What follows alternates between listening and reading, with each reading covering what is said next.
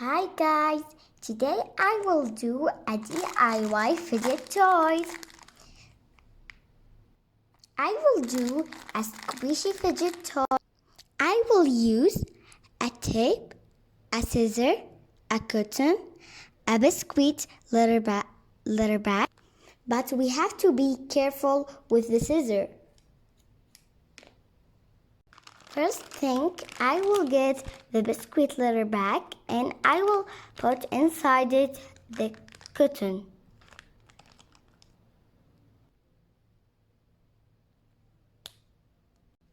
Now I will use the tip and the scissor, but yes, we have to be careful with the scissor.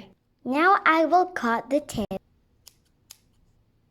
Now I will put the tip like that from here and from here. Now I have a fidget toy.